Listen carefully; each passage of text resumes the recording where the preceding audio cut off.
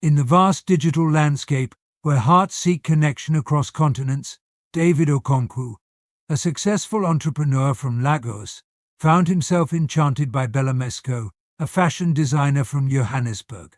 Drawn together by shared dreams and digital whispers, their budding romance promised the warmth of love but veiled hidden dangers lurking in the shadows of cyberspace. As David planned his journey to meet Bella, his heart fluttered with anticipation.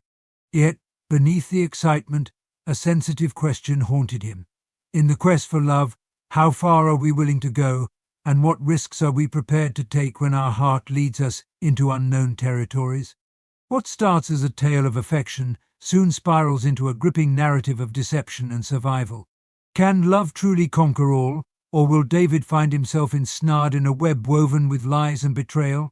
Join us on a journey where every turn holds secrets waiting to be uncovered. Ready to dive into the heart of this mystery? Before we delve deeper into this web of intrigue, make sure to subscribe and hit the notification bell if you want us to keep bringing and updating you about shocking told and untold stories. Now, let's crack this case wide open. In the bustling city of Lagos, Nigeria, David Okonkwo stood out as a beacon of ambition and entrepreneurial spirit. At 35, he had already established a thriving logistics company, carved from the ground up with his keen business acumen and relentless drive. But beneath his successful exterior lay a void that his business ventures could not fill: the longing for companionship and love. David's journey into the world of online dating began one quiet evening, as the sun set over the city's skyline. He had always been skeptical about finding love online, but the loneliness that often accompanied his late nights at the office pushed him to explore new horizons. Scrolling through a popular social media platform, his attention was caught by a profile that seemed to glow amidst the others. Bella Mesco, a 28-year-old fashion designer from Johannesburg, South Africa. Bella's profile was adorned with images of her vibrant designs and candid shots of her smiling broadly, her eyes sparkling with what David interpreted as kindness and warmth. Her bio read simply: dreamer, creator, lover of the deep blue skies. Intrigued, David sent her a message complimenting her work. To his surprise, Bella responded within minutes. What started as a casual exchange about textile patterns and favorite colors soon blossomed into nightly conversations that stretched into the early hours.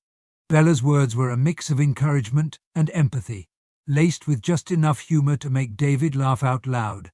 She shared stories of her struggles in the competitive world of fashion, her dreams of one day showcasing her work on international runways, and her simple pleasures like watching the sunset from her small studio's balcony. As days turned into weeks, their connection deepened. David found himself eagerly awaiting Bella's messages, her presence in his life becoming his new routine. However, despite the growing bond, Bella's digital footprint remained curiously light. She rarely shared photos from her daily life, and her answers about personal details were often vague.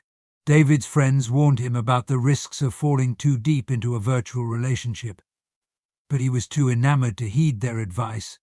Driven by a cocktail of affection and curiosity, David decided it was time to meet Bella in person. He announced his plans one evening during one of their video calls. Bella's face lit up with a smile that warmed David's heart. "I think it's a wonderful idea," she said, her voice tinged with excitement. "You should come."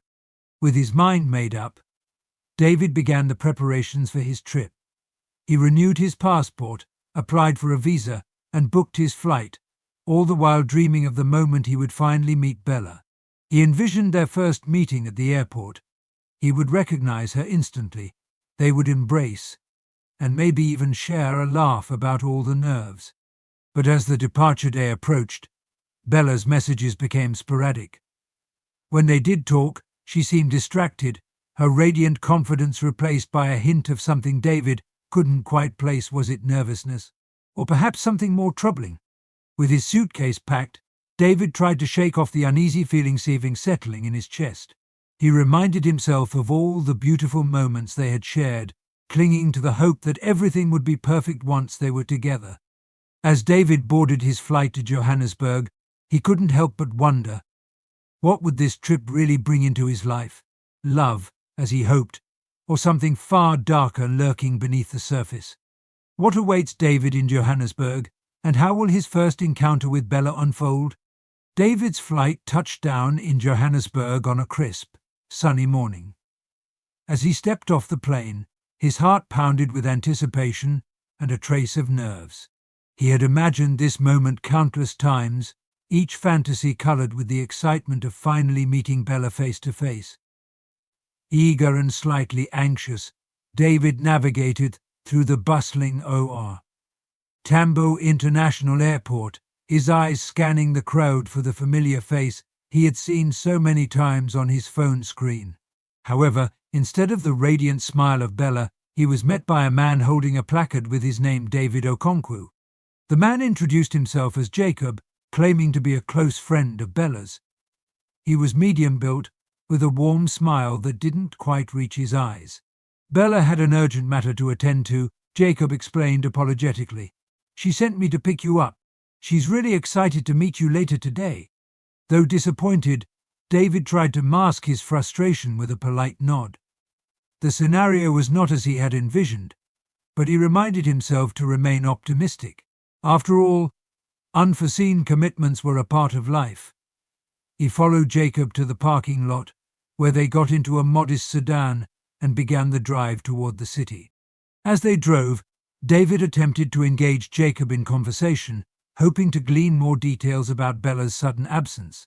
However, Jacob was evasive, providing only vague responses that left David more anxious than reassured. The city passed by in a blur, a mix of stunning modern architecture and sprawling townships, all under the vast African sky that Bella had so often described in their chats. Finally, they arrived at a quaint, somewhat run-down house in a quieter part of Johannesburg. The area was far removed from the vibrant city life David had expected to explore with Bella. Jacob parked the car and led David inside, explaining that Bella had arranged for him to stay here until she could meet him. The house was dimly lit and sparsely furnished, which did little to ease David's growing unease. He was shown to a small room with basic amenities. "Make yourself at home," Jacob said with a fleeting smile, then excused himself, mentioning that he had to handle some errands and that Bella would be in touch soon. Left alone, David sat on the edge of the bed, the weight of his disappointment heavy in his chest. He pulled out his phone to message Bella, but his texts remained unanswered. Hours ticked by, each minute stretching longer than the last, deepening the pit of worry in his stomach. As night fell, there was still no word from Bella. David's initial excitement turned into a cocktail of frustration, confusion, and fear. Why was Bella avoiding him? What was really going on? He lay back on the bed, staring at the ceiling, his mind racing with doubts. Was Bella ever going to meet him, or had he flown thousands of miles for a phantom?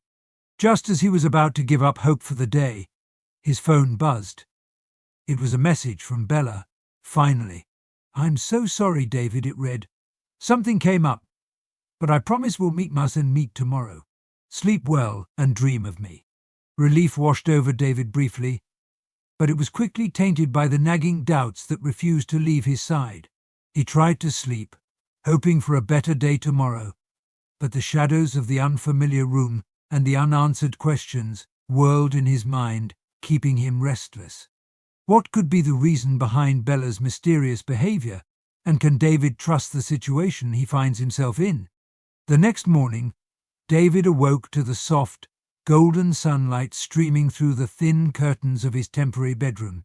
Despite the comforting glow of dawn, his sleep had been fitful and troubled, haunted by doubts and the surreal turn his supposed romantic journey had taken. Determined to salvage what he could of the situation, David decided to explore the neighborhood after a quick breakfast of toast and coffee, which he found in the sparse kitchen. The area was quiet, mostly residential, with streets lined with modest homes and the occasional barking dog chasing a passing car. As he walked, David's thoughts churned with scenarios of meeting Bella each replaying the conversations they might have. He rehearsed apologies, explanations, and even confrontations in his mind, trying to prepare for any outcome.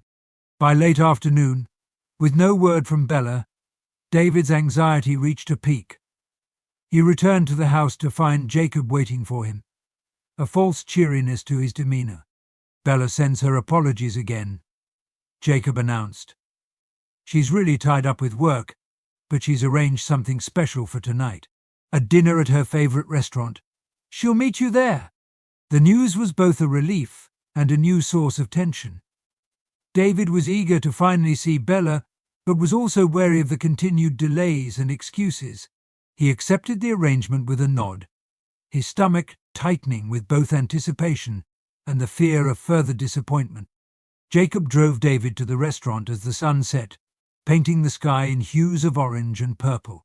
The restaurant was an elegant establishment in a more bustling part of Johannesburg, its exterior adorned with twinkling lights and soft music drifting into the evening air. "Bella will meet you inside. I have to attend to something urgent, but she'll be here. Don't worry," Jacob assured him as he dropped David off at the entrance. David entered the restaurant, his heart pounding in his chest. He was escorted to a secluded table for two, beautifully set with candles and a bouquet of fresh flowers. The romantic setting was perfect, yet it did little to ease his nerves. As he waited, the minutes stretched into an eternity. Couples and groups around him chatted and laughed, enjoying their evening, oblivious to the turmoil unfolding at David's lonely table. An hour passed, then another. With each passing moment, David's hope waned, replaced by a deepening sense of betrayal. He couldn't help but feel like a fool, sitting alone, waiting for someone who might never come. Just as he was about to leave, his phone buzzed. It was a message from Bella, but not the one he expected. "I'm so sorry, David. I can't make it tonight. Something important has come up. Please forgive me." The message hit David like a physical blow. He sat back, stunned and heartbroken. The realization that he might have been deceived from the start began to sink in. He paid for the untouched wine and left the restaurant, the night air cool and unforgiving against his heated cheeks. As he walked back to the house, the city around him felt alien and hostile. The charming streets he had walked that morning now seemed labyrinthine and threatening in the shadowy light. Back at the house, David lay in bed, the silence of the room amplifying the chaos of his thoughts. Had Bella ever intended to meet him? Was there even a Bella, or was it all just an elaborate scam? As these questions haunted him, a deeper, more disturbing thought emerged. What if there was something more sinister at play than just a romance scam? What danger might await David, and how will he confront the mysterious and possibly deceptive Bella? The next morning, David woke up feeling like he was trapped in a bad dream. His mind was a whirlwind of disappointment, confusion, and growing suspicion. He was determined to find answers, and he knew that meant confronting Bella or whoever was behind the persona of Bella Mescaud. With a resolve hardened by the events of the previous night, David contacted Jacob first thing in the morning. Surprisingly, Jacob answered the call immediately, his voice overly cheerful. "Good morning, David. Bella is really sorry about last night. She wants to make it up to you. How about a tour around the city today? Just you and her." David's suspicion deepened at the sudden change in plans. He agreed to the meeting, but decided to set the terms this time. "No, not a tour. Tell Bella to meet me at the house. We need to talk, just the two of us." Jacob paused, a moment of silence that felt loaded with unspoken words. Finally, he agreed. "All right, David. I'll pass the message. Bella will come by the house this afternoon." Hanging up, David felt a mix of anticipation and dread. He spent the morning pacing around the house, rehearsing what he would say and preparing himself for any possible outcomes. As the appointed hour approached, David positioned himself by the window, watching as each vehicle passed, his heart rate spiking with each one that slowed near the house. Finally, a sleek black car pulled up. From it stepped not Bella, but Jacob again, his expression unreadable. Bella's had another emergency. She sent me to explain, Jacob began, but David cut him off. No more excuses. I want the truth, Jacob. Who is Bella really? Why all the secrecy? Jacob looked around nervously before stepping inside, closing the door behind him. With a heavy sigh, he began to speak, his voice low. Look, David, I think you got the wrong impression. Bella's real, but she's complicated. She's involved in some heavy stuff, man. It's not just fashion and sunsets. David felt a chill run down his spine. What do you mean heavy stuff? Is she in some kind of trouble? Jacob hesitated. Then his shoulders slumped, as if the weight of secrets was too much to bear. It's not just Bella. There's a whole network. We draw in foreigners, promising relationships or business opportunities. But it's all a setup, to get money, information, sometimes more. The room seemed to spin as David absorbed Jacob's words. The implications were terrifying, and he suddenly felt very vulnerable. Am I in danger? He asked, his voice barely a whisper. Jacob met his gaze, a flicker of genuine concern in his eyes. You could be, if you don't play this right. Listen, I like you, David. You're a good guy. I'm going to help you get out of this, but we have to be smart. David nodded, the gravity of the situation cementing his resolve. What do I need to do? Jacob outlined a plan. David was to pretend he believed everything was still fine, to keep the communication lines open and act unsuspecting. Meanwhile, Jacob would find a way to get David safely out of the country. As Jacob left, promising to be in touch soon, David sat back, trying to process everything. He was far from home, entangled in a dangerous web he had never intended to approach. As night fell, David couldn't help but wonder. Who exactly was Bella Maceco, and what would happen when they finally met face to face? What moves will David make next? And how deep does the conspiracy go? David spent a restless night, his mind racing with the possibilities Jacob had laid out. He was caught in a trap, lured by the promise of love into a sinister web. Each hour that ticked by brought a mix of fear and the urgent need to escape, but also a burning curiosity about the true nature of Bella Maceco and her network. The morning light brought no comfort, only the stark reality of his situation. David realized he couldn't just wait for Jacob's plan to materialize. He needed to gather as much information as possible to protect himself. He started by researching Bella's social media profiles and other contacts they had shared. Everything seemed perfectly normal on the surface, which only deepened the mystery. By midday, David had made a decision. He would take a more active role in his own rescue. He crafted messages to Bella, skillfully blending concern and affection, trying to draw her out without revealing his awareness of the scam. Bella, I'm really worried about you. Please, let's meet and talk. I'm here for you, no matter what's going on, David texted, hoping it might elicit a genuine response or slip up from her or her accomplices. To his surprise, Bella replied quickly this time, her message tinged with warmth and an urgent tone. David, I'm sorry for everything. It's been so hard for me. Can we meet tomorrow at a cafe near the house? I need to explain everything. David agreed, setting the meeting for the next morning. His heart pounded with mixed emotions, hope, fear, and the drive to finally face the woman who had drawn him into this mess. That evening, David received another call from Jacob. I've arranged for a car to take you to the airport tomorrow night. After your meeting with Bella, pack your things and wait for my signal. Jacob instructed with a tone that allowed no room for argument. David lay awake most of the night, planning and replanning his actions for the next day. When dawn finally broke, he was ready, armed with questions and a determination to uncover the full truth. He arrived at the cafe early, choosing a seat that allowed him a clear view of the entrance. His hands shook slightly as he sipped his coffee, watching every face that entered with intense scrutiny. Finally, Bella walked in. She was just as beautiful as her pictures had suggested, but her eyes held a wariness that hadn't been there in their digital exchanges. She spotted David and approached with hesitant steps.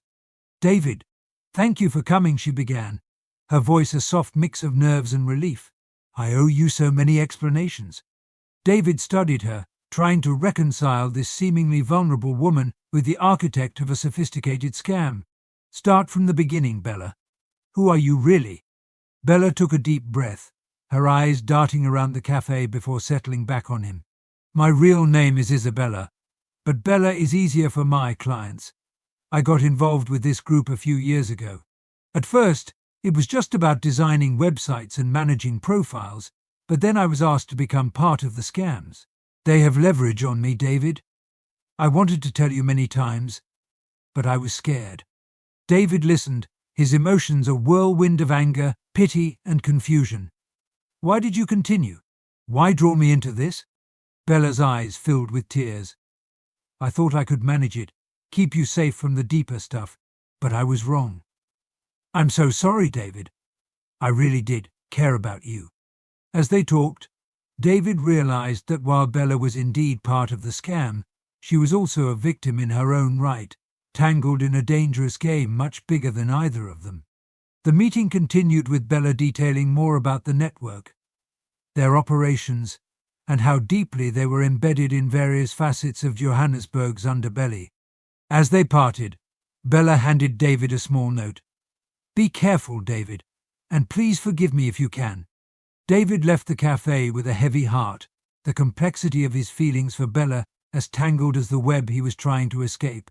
He returned to the house to prepare for his departure, his mind a storm of what-ifs and plans for the future. What will David's escape entail, and can he truly trust Jacob to help him? Will Bella's information prove to be his salvation or his undoing? After his intense meeting with Bella, David returned to the house, his mind swirling with the revelations she had shared. He felt a mix of betrayal and sympathy for Bella, who seemed caught between her own survival and remorse for the role she played in the scam. David now understood the depth of the criminal network and the danger it posed not just to him, but to others lured into its web. David began to pack his belongings, moving quickly and efficiently, fueled by the adrenaline of the impending escape. He checked his documents, ensuring his passport and tickets were secure in his travel bag. Every minute felt critical, and his senses were heightened to any sound or disturbance from outside the house. As the sun began to set, casting long shadows into the sparse room, David received a text from Jacob. "Car will be there in 30 minutes. Be ready outside." The message was brief, and David felt a pang of anxiety. Was he truly about to escape, or was it a trap leading to a more dire situation? David waited until he saw a black sedan pull up to the curb, a different car than the one Jacob had driven before. Cautious but desperate, David stepped outside, his bag slung over his shoulder, and approached the car. The driver, a stern-looking man David hadn't seen before, nodded at him to get in without a word. As they drove away from the house, David tried to make sense of the rapid changes in his situation. The city passed by in a blur, and he found himself scanning every street and alley, paranoid about being followed or led into a new trap. The driver remained silent, his focus never wavering from the road ahead. After a tense hour weaving through traffic, they arrived at a secluded part of the airport, away from the main terminals. The driver finally spoke. "Your flight is booked under a different name. Keep your head down, and as soon as you get through security, go straight to the gate. Don't talk to anyone." David nodded, his throat tight with apprehension. He grabbed his bag, stepped out of the car, and made his way into the airport. Following the driver's instructions, he avoided drawing any attention to himself and passed through security without incident. His heart pounded in his chest as he found his gate, the fear of being caught mingling with the relief of nearing escape. As he sat waiting for boarding, David couldn't help but replay his entire journey, from the excitement of meeting Bella to the shocking discovery of her involvement in a criminal network. He felt a deep weariness at the thought of what lay ahead. Even if he escaped, the ordeal had changed him. Suddenly, his phone buzzed. It was a message from Bella. "I heard you're leaving tonight. Be safe, David. I'm sorry for everything. Her message was a stark reminder of the complexity of his feelings, a blend of connection and betrayal. Boarding was called, and David joined the queue, his nerves on edge until he was seated on the plane, watching the Johannesburg skyline recede as the aircraft ascended into the night sky. But even as he distanced himself physically from the city and the tangled web he had escaped, questions lingered in his mind. What would become of Bella? Was she safe? And could he ever truly return to the life he had before? What lies ahead for David as he returns home? And how will he reconcile his experiences with his future? As the plane soared above the clouds, David found himself caught in a storm of emotions. The gentle hum of the aircraft served as a backdrop to his tumultuous thoughts. He was free. Yet the freedom came laden with unresolved questions and a deep sense of loss. He thought about Bella, about the sincerity and desperation in her eyes during their last meeting. Could someone so entangled in deceit still possess genuine feelings? Or had he seen what he wanted to believe? David's homecoming was subdued. The familiar sights of Lagos offered some comfort, but the city now seemed different to him, or perhaps he was the one who had changed. He kept to himself, processing his ordeal and contemplating his next steps. In the days that followed, David reached out to a trusted friend, a lawyer named Chaik, to discuss his experience confidentially. Chaik was alarmed and urged David to contact the authorities, not just for his own safety, but to prevent others from falling into similar traps. Reluctantly, David agreed, and together they approached a contact in the Nigerian Federal Police. He recounted his story in detail, from his initial contact with Bella to his dramatic escape, providing all the evidence he had gathered, including messages and photos. The police were particularly interested in the international scope of the scam network and promised to collaborate with Interpol to investigate further. Meanwhile, David tried to return to his routine, focusing on his logistics business, but found himself distracted and detached. He realized he couldn't ignore the impact of his South African adventure. It had exposed him to a darker side of humanity, one that operated in the shadows of society's digital and global connectivity. One afternoon, while sorting through his emails, David found a new message from an unknown sender. It was encrypted, with a note attached, "For your eyes only." Hesitantly, David opened it, discovering a detailed dossier on the criminal network he had encountered, including profiles of key members and a list of potential targets. The sender remained anonymous, but the information was clearly from someone with access to extensive data on the group.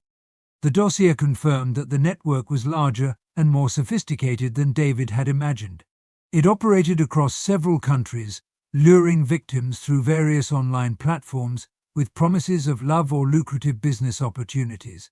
Fueled by a newfound resolve to fight back against the criminals who had nearly destroyed his life, David decided to act. He contacted Chaik again, and they worked together to set up a foundation aimed at educating the public about online scams. They used the information from the dossier to launch a series of workshops and seminars, collaborating with cybersecurity experts and law enforcement. As the weeks turned into months, David's foundation gained traction, receiving endorsements from various NGOs and government bodies. His efforts led to increased awareness and several successful interventions that prevented other potential victims from falling into similar traps. Despite his outward focus on advocacy, David's personal life remained affected. He struggled with trust issues, especially in new relationships. The betrayal he had experienced was a wound that healed slowly, and he often found himself questioning the motives of those around him. One evening, as David was closing up his office, his phone buzzed with an incoming call. It was an international number, and for a moment, his heart stopped. He answered hesitantly. "David, it's Bella," came the familiar voice, tinged with a mixture of fear and relief. "I've escaped them, and I'm in hiding. I need your help." David was silent for a long beat, his mind racing. Could he really trust Bella again? What would helping her mean for his safety and the work he had begun? What decision will David make? And can Bella truly be trusted after everything that has transpired? David held the phone tightly, his heart pounding in his chest as he listened to Bella's hurried whispers. Her voice, once the melody to his dreams, now brought a complex symphony of doubt and fear. She was in trouble, possibly real danger, but could he risk everything he had built, his newfound mission, to help her? "Bella, where are you?" David finally asked, his voice steady despite the turmoil inside. "I'm in Europe, hiding. I managed to escape the network, but they're looking for me, David. I didn't know who else to call," Bella replied, her voice cracking with emotion. David paused, weighing his options. Helping Bella could expose him to considerable risk, especially if it meant drawing the attention of the criminal network. Yet, despite the deceit, he remembered her tears and the honest fear he had seen in her eyes. Would he turn away from someone he once cared about, who might truly be in need? After a moment of heavy silence, David made his decision. "Listen, Bella, I can't get involved directly. It's too risky. But I can give you contacts to people who can help, organizations that deal with situations like yours." Bella's relief was palpable, even through the phone. "Thank you, David. I never meant to drag you into this. I'm so sorry for everything." David provided her with the information for several international aid organizations and a contact in the European police who specialized in human trafficking and organized crime. He advised her to turn herself in and cooperate with the authorities. "It's your best chance, Bella," he said firmly. After ending the call, David sat in his office long after the lights had dimmed in the cityscape outside his window. He reflected on the path he had chosen, fighting the type of crime that had once ensnared him. Yet he couldn't shake the feeling of unfinished business, the chapter with Bella that never truly closed. The following weeks were a testament to David's resolve. His foundation grew, gaining more visibility and support. The police occasionally updated him on the ongoing international investigation, which had expanded significantly thanks to the information David had provided. Then, one afternoon, as David prepared for a seminar on cybersecurity and fraud prevention, his phone rang. It was the European police contact he had given to Bella. "Mr. Okonkwo, we've been trying to reach Ms. Musko, but she's gone off the radar again after initial contact. However, she provided us with invaluable information that has led to several raids and arrests." David listened, a mix of pride and concern washing over him. Bella had done the right thing, it seemed, but at what cost to her own safety? The officer continued, "We believe she may try to reach out to you again, considering your past involvement. Please, if she does, urge her to come back. She's not safe on her own." As he hung up, David felt the weight of his choices. He had steered his life towards helping others avoid the traps of online deception.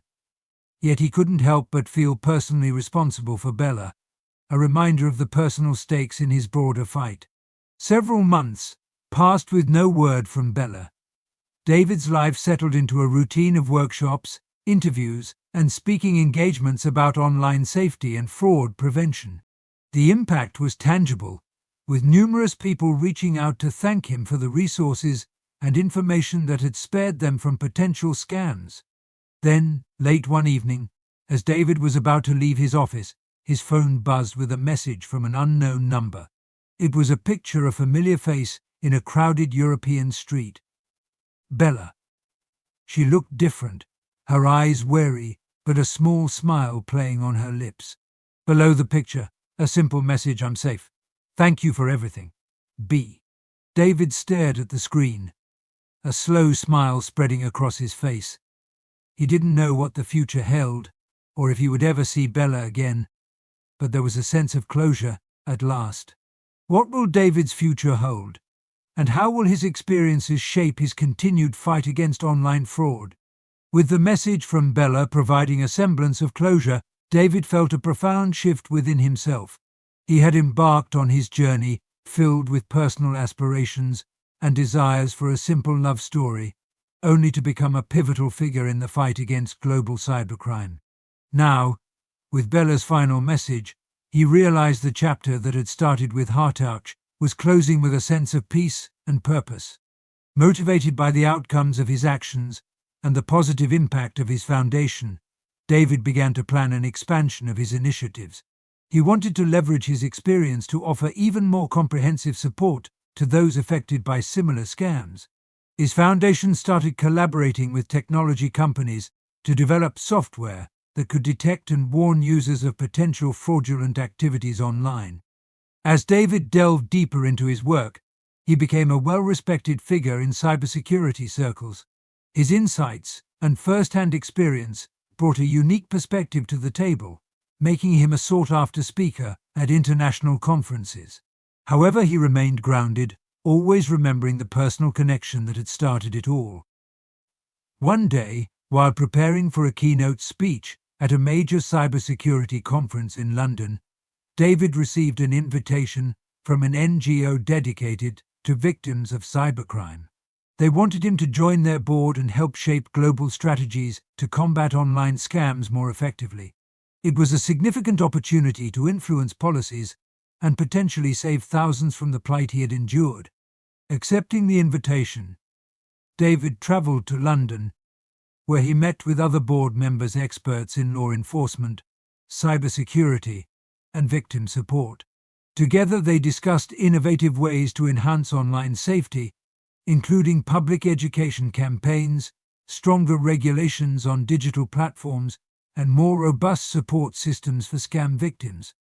During the conference, as David shared his story and the broader implications of his foundation's work, he was approached by a young woman who thanked him for the educational materials his foundation had provided. Her gratitude reminded David of the tangible impact of his efforts, fueling his passion further. Amidst the busy schedule of the conference, David received a call from the European police contact he had spoken with months before. "Mr. Okonkwo, there's been a breakthrough in the network case you were involved in. We've managed to dismantle a major part of the organization, thanks to the leads you helped provide. Also, we believe we've secured some level of protection for Bella. She's assisting us now under a new identity." David listened, a wave of relief washing over him. Bella was safe, and their shared ordeal was leading to significant criminal justice outcomes. It was more than he had allowed himself to hope for. As the conference concluded, David felt a renewed sense of commitment to his cause. He had turned his personal misfortune into a powerful force for good, and now he saw the path forward more clearly than ever. Returning to Lagos, David continued to expand his foundation's reach. He launched an online platform that provided real-time alerts and safety tips to users, helping them navigate the complexities of online interactions safely. Months turned into years, and David's foundation became a cornerstone of cybercrime prevention in Africa and beyond. His story inspired countless others to take a stand against online fraud, transforming fear and victimhood into empowerment and vigilance. One evening, as David looked out over the city from his office, now bustling with a dedicated team of cybersecurity experts and advocates, he reflected on the journey that had brought him here. From the depths of deception and betrayal to the heights of making a global impact, it had been a path filled with unexpected turns and profound lessons. As he prepared to leave for the day, his phone buzzed once more.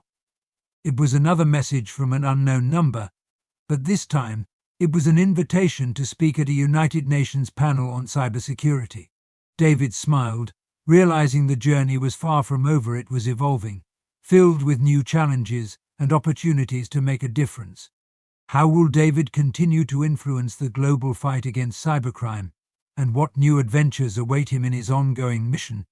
As David stepped onto the international stage at the United Nations panel, he felt a sense of accomplishment that transcended his personal achievements. He was here not only to share his story, but to advocate for global strategies that could prevent millions from suffering as he had. The auditorium was filled with diplomats, cybersecurity experts, and activists, all united by a common goal to strengthen the digital world against fraud. David's presentation highlighted the critical need for international cooperation in combating online scams.